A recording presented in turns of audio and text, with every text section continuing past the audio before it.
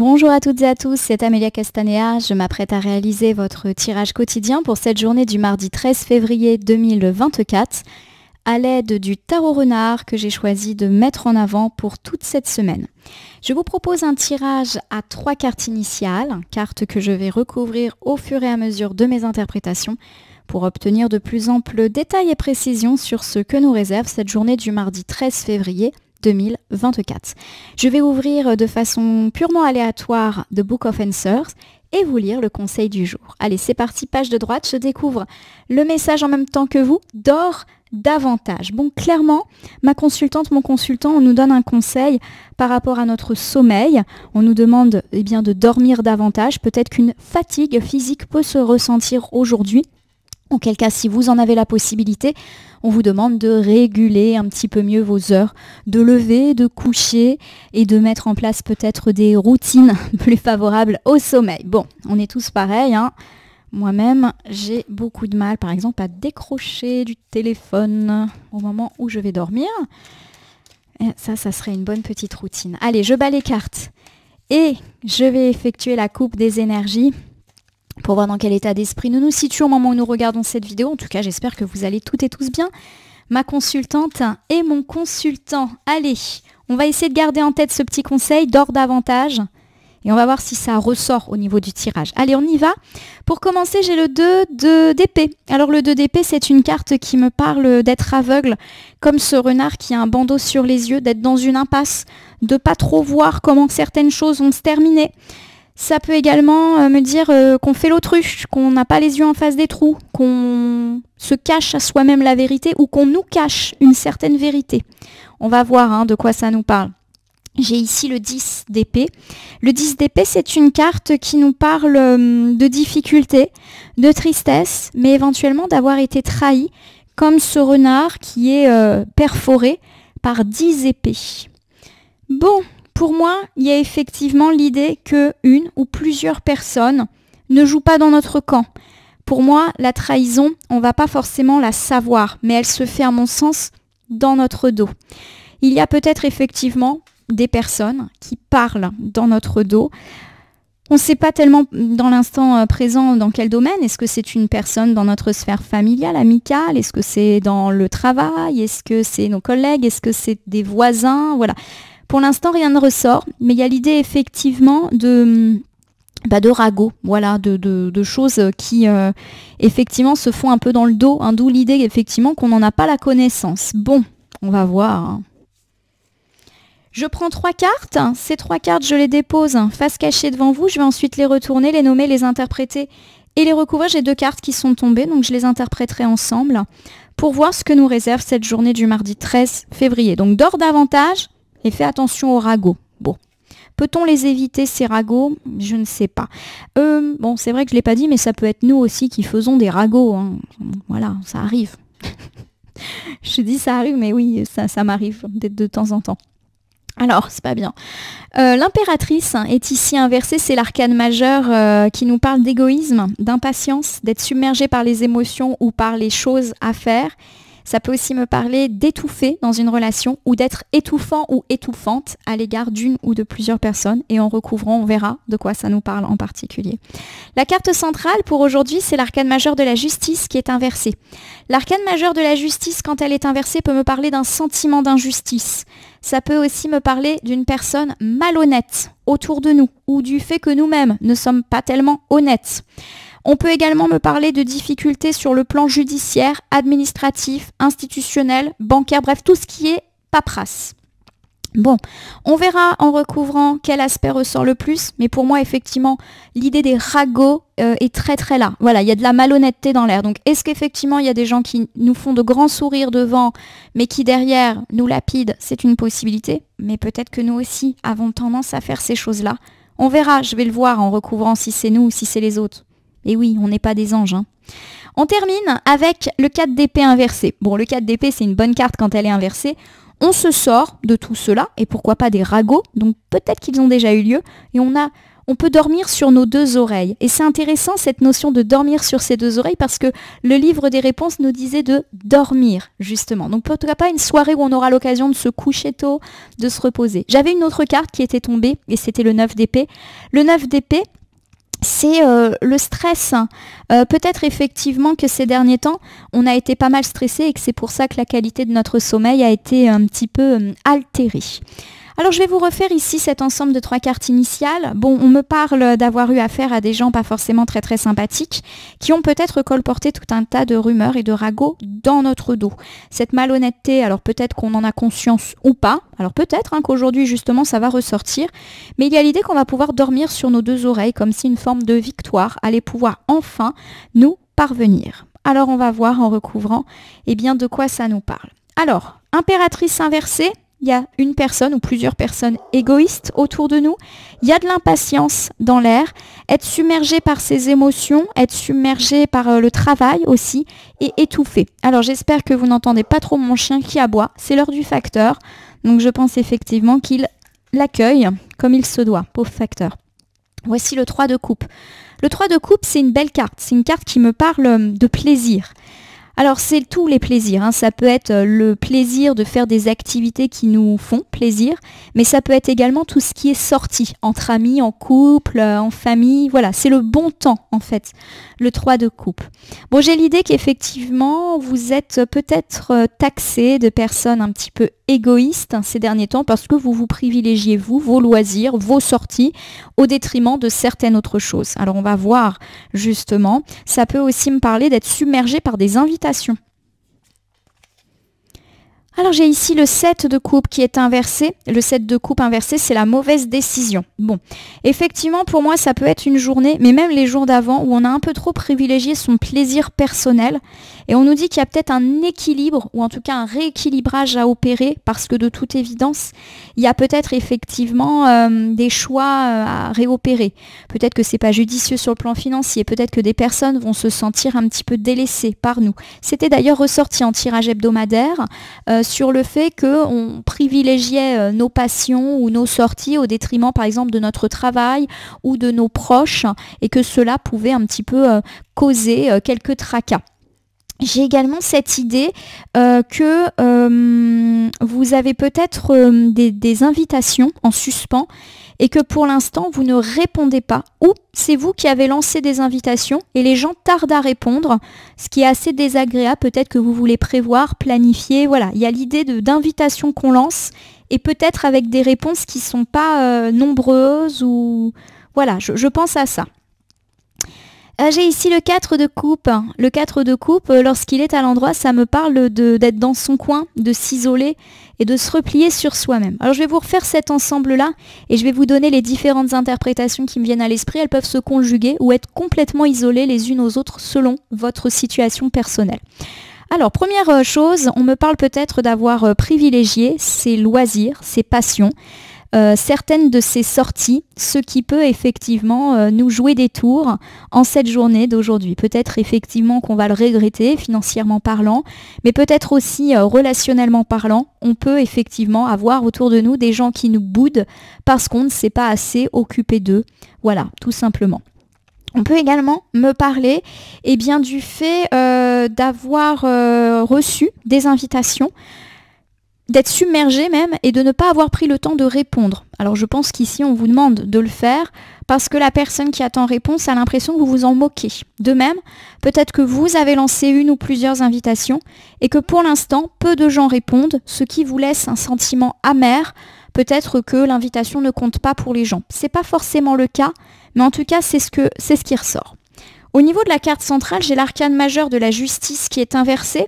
Sentiment d'injustice, problèmes judiciaires, institutionnels, administratifs, donc avec des démarches ou des dossiers qui tardent.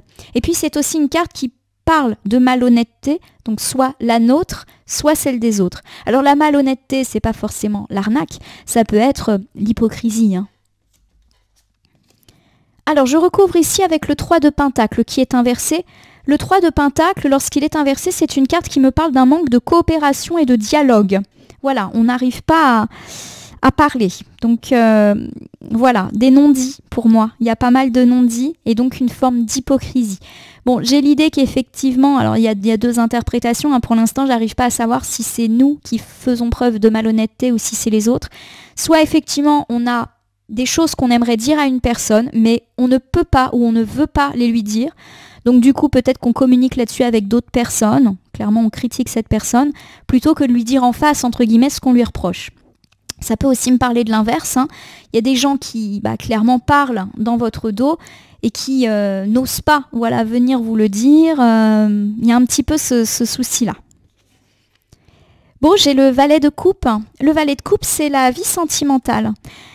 C'est une bonne carte, hein, le valet de coupe, quand elle est en sentiment. Donc pour moi, il y a l'idée de jalousie par rapport à votre situation sentimentale ou que vous-même, vous commentez la vie sentimentale qui semble plutôt heureuse d'ailleurs d'une autre personne. Voilà, vous faites des commentaires. Nous terminons ici avec l'as de bâton.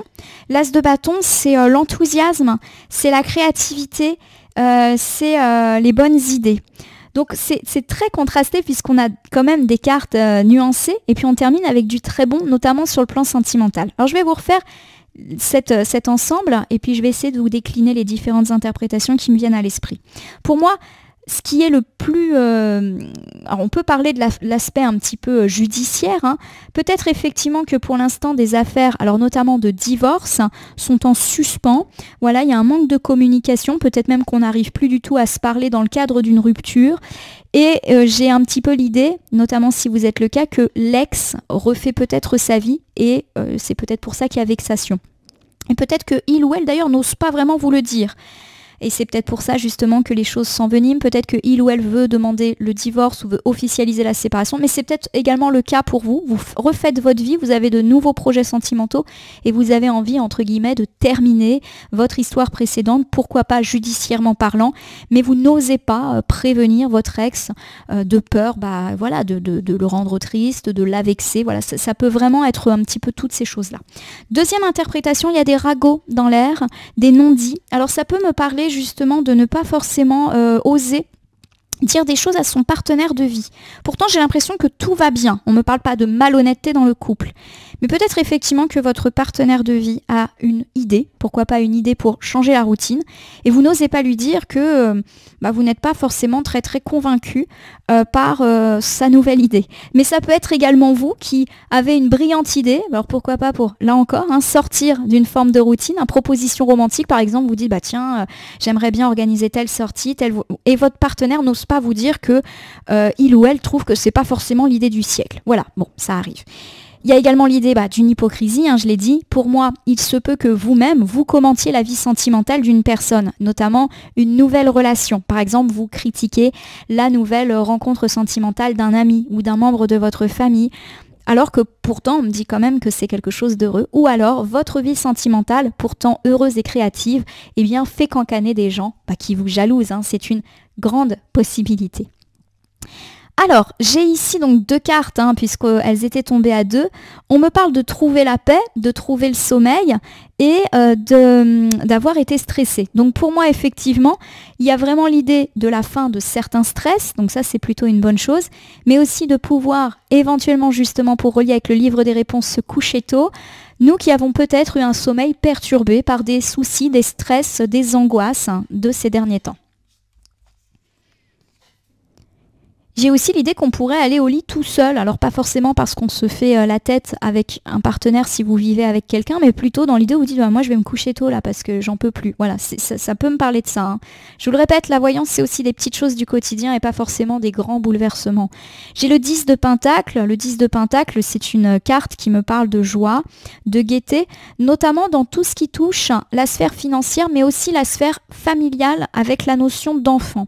Voilà, donc j'ai l'idée qu'effectivement vous allez pouvoir dormir sur vos deux oreilles, notamment si vous avez eu des soucis dans la famille, des soucis d'héritage, des soucis d'argent, y compris d'argent avec la famille ou les amis.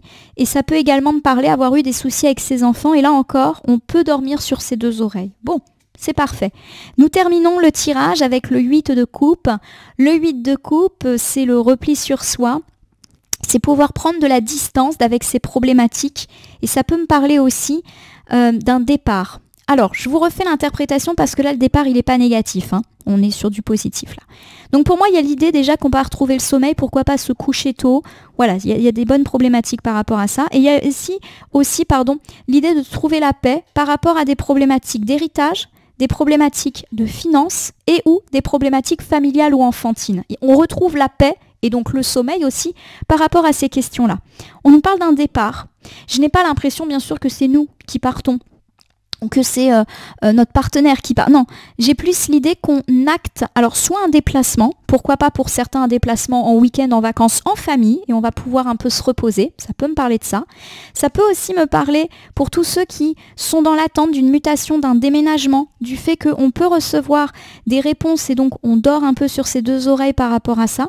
Et puis on peut aussi, et on en avait parlé hier, justement évoquer le départ d'une personne qui nous a joué un petit peu des tours et on apprend son départ et on va dire qu'on retrouve le sommeil et notamment si cette personne elle nous a un petit peu causé du tracas dans la sphère familiale ou dans la sphère des enfants. Voilà les différentes interprétations. Je vous refais un petit tour général pour cette journée du mardi 13 février 2024. On me parle du fait qu'on a privilégié ses loisirs, ses sorties, ses passions, et qu'un petit rééquilibrage est peut-être de bon goût, sauf si on veut s'attirer les foudres de certaines personnes et ou être taxé de personnes égoïstes. On se rend compte qu'on a peut-être fait des choix peu judicieux et on rééquilibre les choses. Dans un deuxième temps, on peut également me parler d'invitations, soit que l'on reçoit et on tarde à y répondre, peut-être même qu'on a des invitations qui se superposent les unes aux autres et on ne sait pas tellement lesquelles choisir. On peut également me parler du fait d'avoir lancé des invitations et d'avoir cette impression que les gens ne répondent pas ou répondent par la négative et cela nous déçoit. Ce qui est central aujourd'hui, c'est cette impression un petit peu de non-dit. Peut-être un non-dit dans le couple a priori sur une idée que l'autre partenaire ou que nous-mêmes trouvons brillante, mais l'autre n'ose pas nous dire que non, ce n'est vraiment pas l'idée du siècle. Rien de méchant, hein. Pour moi ça me parle plus d'une petite idée comme ça, tiens, si on allait au cinéma voir ça, non, voilà, ce genre de choses. Il y a également l'idée qu'on commente assidûment la vie sentimentale d'une personne. Clairement, ça peut me parler de ragots, mais aussi être victime de ragots, notamment pour le plan sentimental. Ce sont des ragots qui n'ont pas lieu d'être, hein, puisque là, j'ai quand même une belle carte sentimentale qui dit que tout va bien dans votre couple. Pour moi, c'est plus de la jalousie qu'autre chose. On me parle également de pouvoir trouver le sommeil et de pouvoir également trouver le repos par rapport à nos problématiques de finances, d'héritage, d'enfants et de famille, avec éventuellement des problématiques de voyage qui se résolvent, voyage, déplacement, déménagement, mutation. Mais ça peut également me parler d'apprendre le départ d'une personne qui nous a causé du souci. Voilà, elle prend le large. Mon consultant, je vais terminer en utilisant un petit oracle. Je le tire au sort. Hop, alors c'est lequel? C'est le petit oracle des heures miroirs qui va donc nous accompagner pour cette fin de tirage, mardi 13 février 2024. Je bats les cartes et je ne vais laisser que là où les cartes volontaires s'exprimer pour que nous ayons une piste, un conseil quant à cette journée. Une journée à la fois sentimentale, une journée de rééquilibrage, on va dire, de notre vie et où le sommeil doit être votre priorité a priori. Ça prend tout son temps en tout cas, on voit que certaines problématiques sont bien ancrées. Quand tu veux, hein. Oh là là, alors là c'est carrément le... On va le faire assez vite hein, parce que j'ai une dizaine de cartes. Hein. Allez, 11h11, la franchise. Attention à ton franc-parler. Bon, pour moi, effectivement, on vous demande d'essayer de veiller à avoir une parole impeccable, notamment si vous critiquez la vie sentimentale d'une personne ou si vous êtes amené à dire à votre partenaire de vie que vous n'êtes pas forcément très d'accord avec l'idée qu'il ou elle a eue. Voilà, faites attention aux mots que vous employez, mais on vous incite à le dire. Hein. La franchise, c'est dis-le. Minuit, j'ai le lâcher-prise. Tu peux réussir tout ce que tu veux entreprendre. Alors, c'est plutôt une jolie carte hein, qui nous parle effectivement d'entreprendre les choses. On va la mettre ici puisqu'on a plutôt parlé de succès sur le plan financier, familial, héritage, enfant. Voilà, on va pouvoir lâcher prise et pourquoi pas retrouver le sommeil. 3h03, action. Tout est possible. Bon, voilà, tout est possible. C'est dit. Il y a vraiment l'idée que les tracas s'en vont. J'ai le 20h20 qui me parle de discernement. Ne va pas trop vite en besogne. Fais confiance à l'univers, il travaille en toute discrétion. Vos problématiques évoquées précédemment, se résolvent. On vous parle néanmoins de rester discret, notamment si vous apprenez le départ d'une personne, mais peut-être également de ne pas forcément, de faire preuve justement de discernement, de ne pas aussi prendre la mouche si on vous dit quelque chose. J'ai le 21h12 qui me parle de créativité. Tu es sur le point d'accomplir ton projet. Reste sur ta voie, ne baisse pas les bras. On nous parle de succès ici, alors pourquoi pas sentimental? N'ayez que faire des ragots. Et éventuellement, si votre partenaire remet en cause une idée que vous avez eue, ne le prenez pas mal. J'ai le 14h41 qui me parle de liberté. Garde espoir et fais preuve d'optimisme. Sois persévérant et déterminé, la victoire prendra le dessus. La victoire, elle est là. La liberté, pour moi, c'est dormir sur ses deux oreilles. On se libère de nos problématiques. J'ai le 21h21 qui me parle de succès. Lance-toi, aie confiance en toi. Le succès est au rendez-vous. Bon, là encore, j'ai envie de le mettre ici. Vous avez un projet sentimental. Vous êtes en pleine réussite, quelle que soit votre situation de couple. Voilà, lancez-vous. N'en déplaise à certains. J'ai le 2h20, bonne nouvelle. Je te le dis, tu as une bonne étoile au-dessus de toi, tu peux recevoir une bonne nouvelle. Alors cette bonne nouvelle, à mon sens, ça peut être apprendre ce départ qui vous a un petit peu compliqué la vie dans le domaine, je le répète, financier, enfant, famille, héritage. On continue, c'est bientôt fini. J'ai le 10h10, la sortie de route. Tu as de très bonnes idées créatrices que tu mets en avant avec un charisme impressionnant. Cependant, ne sois pas prétentieux. On me l'a dit effectivement ici que vous aviez peut-être une idée pour sortir de la routine. On parle d'une sortie de route. Ne prenez pas la mouche si cette idée ne convainc pas votre partenaire. J'ai le 7h7 qui me parle de conscience. Tu vas découvrir de nouvelles facettes de ta personnalité. Une grande transformation intérieure est en cours. Voilà, pour moi, on me parle de ça, là encore, puiser, on va dire, dans son imagination. Et je termine avec le 10h1 qui me parle d'une mauvaise nouvelle et qui du coup contraste avec la bonne nouvelle déjà actée. Tu dois prendre conscience qu'un événement arrive. Tu dois revoir tes priorités et chercher des conseils pour avancer. Alors pour moi, il n'y a pas vraiment à s'inquiéter parce que nous n'avons eu que des bonnes cartes précédemment. Donc la mauvaise nouvelle n'est pas forcément une nouvelle terrible. La mauvaise nouvelle, ça peut être apprendre une déconvenue. Par exemple, un ami qui annule un rendez-vous. Le fait que, je sais pas, vous avez... planifier quelque chose et que ça ne se peut pas, ça ne se fait pas. Voilà, on n'est pas forcément en train d'annoncer des catastrophes. Alors, pourquoi pas autour du matin, voilà, on apprend une mauvaise nouvelle ou on apprend qu'une personne... je vais la mettre là, plutôt sur le matin. Vous vous souvenez, on nous dit que les gens peuvent nous reprocher d'avoir été trop festifs et de s'être trop occupés de nous. Donc ça se trouve, cette mauvaise nouvelle, c'est ça, c'est un texto désagréable d'une personne qui nous dit « Bah dis donc, tu t'es pas bien occupé de nous ces derniers temps, t'es pas sorti. » La mauvaise nouvelle, ça peut aussi me parler de personnes qui disent non à votre invitation. Voilà, la mauvaise nouvelle peut être une déception, certes, mais pas non plus quelque chose de catastrophique. Voilà ma consultante, mon consultant.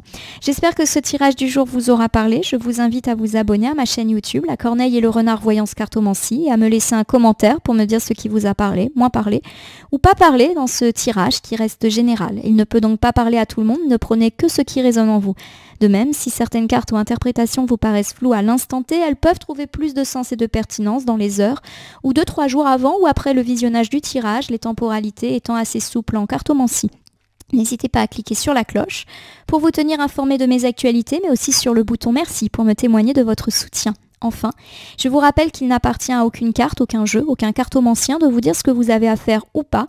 Vous bénéficiez de votre libre arbitre et il convient de prendre du recul vis-à-vis des voyances et guidances que vous consultez sur ma chaîne, mais également ailleurs. Ce petit point étant fait, je vais vous souhaiter une belle journée du mardi, une journée où certaines problématiques se décantent, une journée sentimentale a priori, n'en déplaise à certains, restez zen et tout ira bien. Je vous remercie pour votre fidélité et je vous dis à demain pour le tirage du mercredi.